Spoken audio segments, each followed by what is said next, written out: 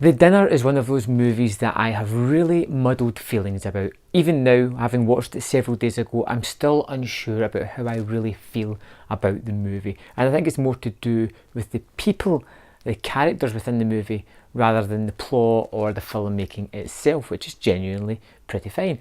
The basic storyline here is about two brothers, two wealthy families who meet up to discuss something that has happened in their life involving their kids that will have ramifications on their lives, their kids' lives, and their careers to a certain extent.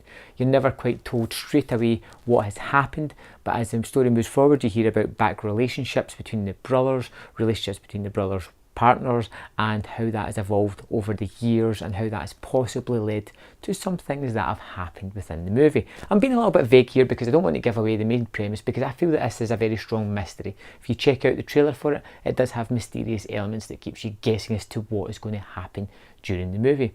This movie boasts a ridiculously good cast. We have Richard Gere, Steve Coogan, Rebecca Hall, Laura Linney, all fantastic people who I love in pretty much anything I see them in. It's pretty much these four people at a table with flashbacks to historic events that have happened between the two brothers mainly.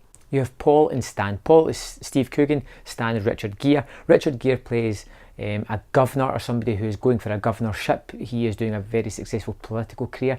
Stan, on the other hand, is someone who is a teacher, who has very strong beliefs, who has an inability to be socially adept. He always says the wrong things, he's always saying the wrong things, he's always putting his foot in it, and he doesn't seem to care or know when to draw back. And throughout the movie you start to figure out that Stan has had mental illness of some sort take hold in his life, and the relationship with his brother has become frayed because of that, because of how he perceived his childhood to be to how it is now, how his brother is more successful than he is, and it kind of touches all the bases on that. When it gets to the thing about the kids, it was something that I wasn't expecting to happen. And it takes a bit of a turn near the end of the movie, whereas you're expecting all these dramatic plot points and people to do the wrong thing. One of the characters actually turns around at one point and goes like, do you know what? Put our hands up, let's deal with this situation properly, the way it should be dealt with, take the ramifications that come from this.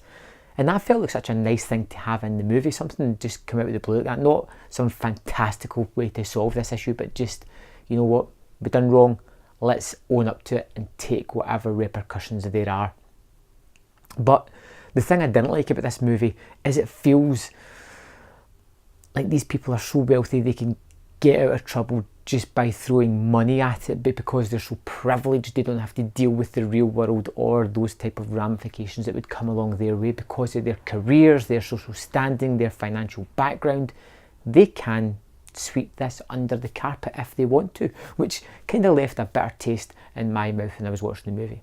The performances are pretty good. I really like Steve Coogan. It's always good how you see these comedic actors really break out in dramatic roles and really do some of their best work. And I've always felt that comedic actors have that turn in them that can do really dramatic, fantastic performances, things that you wouldn't expect of them, but they seem to do it exceptionally well, and Coogan does that again here.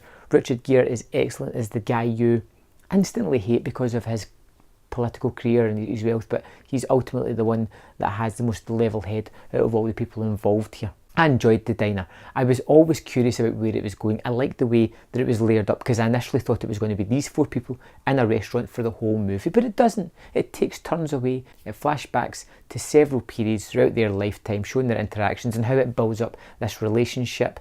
I like the fact that Steve Coogan became a little bit unhinged and you realised how kind of damaged he was a little bit, but ultimately the movie just never sat 100% with me because of that wealthy thing.